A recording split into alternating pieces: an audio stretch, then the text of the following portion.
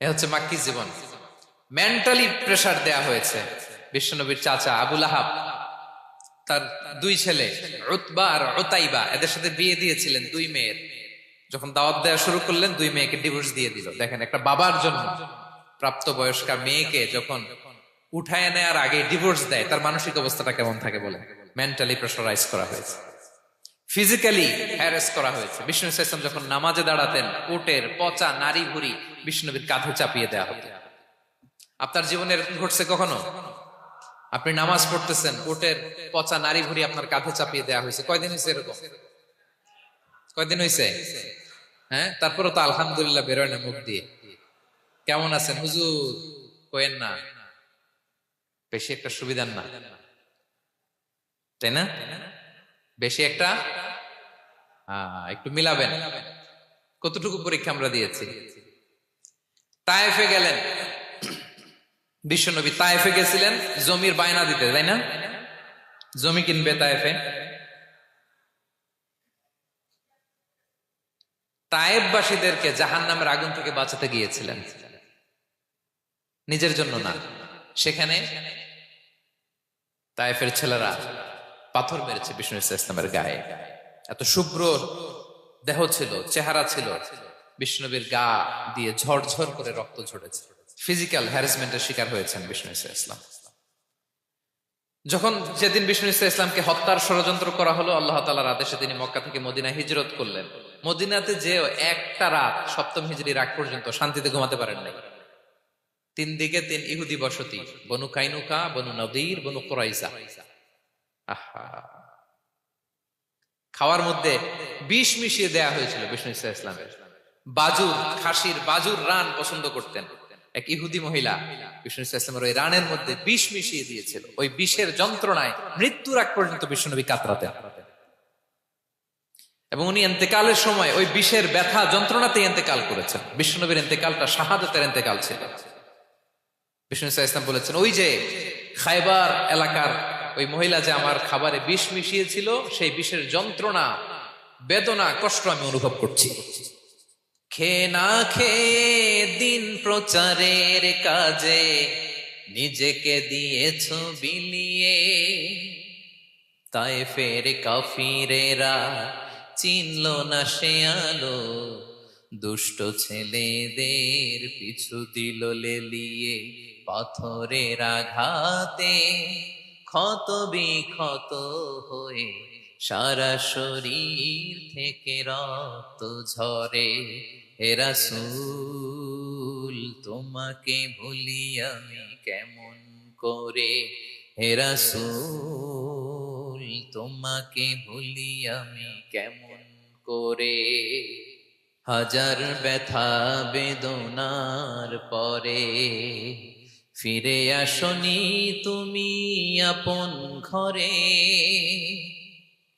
দিনের আলো তুমি ছড়িয়ে দিতে চলে গেলে মদিনায় মক্কা ছেড়ে। হে রাসূল, তোমাকে ভুলি আমি কেমন করে। হে রাসূল, তোমাকে ভুলি আমি কেমন করে। ঠিক কিনা বলেন? একটা রাত শান্তিতে, শান্তির ঘুম তিনি দিতে পারেন নাই। প্রিয় ভাইরা, তাহলে আমরা কি বুঝলাম? বিশ্বনবীর জীবনে পরীক্ষা ছিল কি ছিল না? আমাদের উপায় আছে? আমরা বাঁচতে পারবো এই বিপদ আপদ পরীক্ষা ঝঞ্ঝাল থেকে? বাঁচতে চাইলেও বাঁচতে পারবো? পারবো না। ইমাম মালিক আলাইহি রাহমা নাম শুনেছেন? ইমাম মালিক, ওনার জ্ঞান থেকে লাখো লাখো মানুষ উপকৃত হয়েছে, কোটি কোটি মানুষ উপকৃত হয়েছে। মদিনার রাস্তায় রশি দিয়ে ওনাকে টেনে হিচড়ে এক এলাকা থেকে আরেক এলাকায় নিত জালেম বাদশারা। ইমাম মালিক আলাইহি রাহমা। ইমাম আহমদ ইবনে হাম্বল, ওনাকে বেত্রাঘাত করা হতো, চাবুক দিয়ে পেটানো হতো। আমাদের মাযহাবের ইমাম আল ইমাম আল আযম আবু হানিফা আলাইহি রাহমা, ওনাকে কারাবন্দী করা হয়েছিল।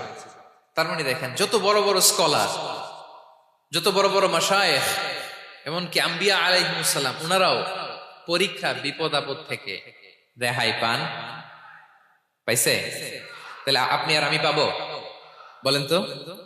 তাহলে এটা আমাদের ব্রেইনে গেঁথে নিতে হবে যে জীবন মানেই এখানে বিপদ থাকবে, পরীক্ষা থাকবে, স্ট্রাগল করে করে আমাকে আগাতে হবে। কেউ আমার জন্য রেড কার্পেট বিছিয়ে রাখবে না। এই জীবনটা বড় জটিল। This is life, how it's design. এভাবেই পৃথিবীকে ডিজাইন করা হয়েছে। এখানে বিপদ আছে, কষ্ট আছে। এই পরীক্ষা দিয়ে দিয়ে আপনাকে উত্তীর্ণ হতে হবে। বুঝতে পেরেছেন প্রিয় ভাই? নাও দ্য কোশ্চেন আরাইজেস, এখন প্রশ্ন হচ্ছে কেন আল্লাহ এই পরীক্ষা নেন? কেন আল্লাহ তাআলা সূরা মুলকে বলেছেন এই পৃথিবী সাজানোর, এই জীবন মৃত্যুর এই খেলা, এটার উদ্দেশ্যটাকে আল্লাহ তাআলা স্পষ্ট করে বলেছেন, আল্লাযী খালাকাল মাউতা ওয়াল হায়াতা লিয়াবলুয়াকুম আইয়ুকুম আহসানু আমালা। জীবন মৃত্যু দিয়ে তোমাদের জীবনকে সাজানো হয়েছে এজন্য, যাতে করে তিনি তোমাদের পরীক্ষা করতে পারেন। কি করতে পারেন? তোমাদের মধ্যে কে সৎকর্মে অগ্রগামী, কে কাজে ভালো, আমলে ভালো, এটা দেখার জন্য। বেসিকলি আল্লাহর দেখার প্রয়োজন নাই, আমাদেরকে দেখানোর জন্য এই পরীক্ষার আয়োজন। আমি ভালো করবো না খারাপ করবো এটা আল্লাহ জানে না? তো ওনার পরীক্ষা করা লাগে কেন? কথা বলেন। আমি জান্নাতি না জাহান্নামী এটা আল্লাহ জানেন না? বেসিকলি আমাদেরকে জানানোর জন্য এই পরীক্ষার আয়োজন। কাদেরকে জানানোর জন্য? মানে তুমি জেনে যাও তুমি জান্নাতি না জাহান্নামী। আমি ভালো করেই জানি। একটা ছোট্ট উদাহরণ দিলে বুঝতে পারবেন প্রিয় ভাইয়েরা। ধরেন আল্লাহ তাআলা দুইজনকে সৃষ্টি করলেন। উদাহরণস্বরূপ একজনের নাম আব্দুল্লাহ, আরেকজনের নাম আব্দুর রহমান। সৃষ্টির পরে আব্দুল্লাহকে বললেন, আব্দুল্লাহ আমি জানি তুমি পৃথিবীতে 50 বছর হায়াত পাইতা, খুব ভালো কাজ করতা, তুমি দুনিয়াতে অনেক ভালো কাজ করতা, এটা আমি আগেই জানি, আমার অসীম জ্ঞান বলে আমি আগে থেকেই জানি। তো যাও, তোমার এইমাত্র সৃষ্টি করলাম, যাও তুমি জান্নাতে ঢুকে যাও, কারণ আমি জানি তুমি জান্নাতি হবে। আচ্ছা, আর আব্দুর রহমান তুমি পৃথিবীতে খুব খারাপ কাজ করতা, এটা আমি জানতাম, তোমারে পাঠাইলে খারাপ কাজ করবা, তুমি সীমা লঙ্ঘন করবা, অন্যায় করবা, অপরাধ করবা, তুমি জাহান্নামী হবা, যাও। যেহেতু আমি জানি পরীক্ষার আর দরকার নেই, তোমারে জাহান্নাম দিয়ে দিলাম, যাও ঢুকে যাও। আব্দুল্লাহ ঠিকই জান্নাতে ঢুকে যাবে, আব্দুর রহমান কি ঢুকবে? ঢুকবে। সে বলবে, আল্লাহ এইমাত্র আমারে বানাইলেন, এইমাত্র আপনি আমাকে সৃষ্টি করলেন, সৃষ্টি করেই বলতেছেন তুমি জাহান্নামে যাও, আর বলতেছেন আমি জানি দুনিয়াতে পাঠালে তুমি খারাপ কাজ করবা, তুমি জাহান্নামী হবা, পাঠানোর আর কি দরকার, আগে থেকে জাহান্নামে যাও। আল্লাহ আপনি জানলে জানতে পারেন, আমি তো জানি না। ঠিক কিনা বলেন? সে বলবে, না আল্লাহ আপনি ভুল বলতেছেন, এই দুনিয়াতে পাঠাইলে আমি খুব ভালো কাজ করতাম, আমি সীমা লঙ্ঘন করতাম না, নামাজ পড়তাম, রোজা রাখতাম, হজ করতাম, যাকাত দিতাম, সাদাকা করতাম, চ্যারিটি করতাম, জনকল্যাণকর সব ভালো কাজগুলো আল্লাহ আমি করতাম। এজন্য আল্লাহ তাআলা পরীক্ষার আয়োজন করেছেন, যাতে করে তুমি জেনে যাও যে পৃথিবীতে তুমি কি করেছো। এখন আর আল্লাহকে এক্সকিউজ দেওয়ার সুযোগ নেই। আচ্ছা বলেন তো, আবু জাহেলকে যদি আল্লাহ এখন কিয়ামতের দিন বলে, Abu Jahl go to the hell fire, Abu জাহেলের কিছু বলার সুযোগ আছে? কারণ ও দুনিয়াতে কি করে আসছে এটাও জানে না। ফেরাউনকে ডেকে যদি আল্লাহ বলে, ফেরাউন তুমি জাহান্নামে যাও, go to the hell fire, ওর কি কোনো এক্সকিউজ দেওয়ার সুযোগ আছে? বলেন, সুযোগ আর আছে? কারণ তুমি দুনিয়াতে কি করেছো তোমার চেয়ে ভালো কেউ আর জানে? তা পৃথিবীতে এই পরীক্ষার এই আয়োজনের সবচাইতে বড় উদ্দেশ্য হচ্ছে যাতে করে আমরা দেখে যাই যে আমরা কি কাজ করছি।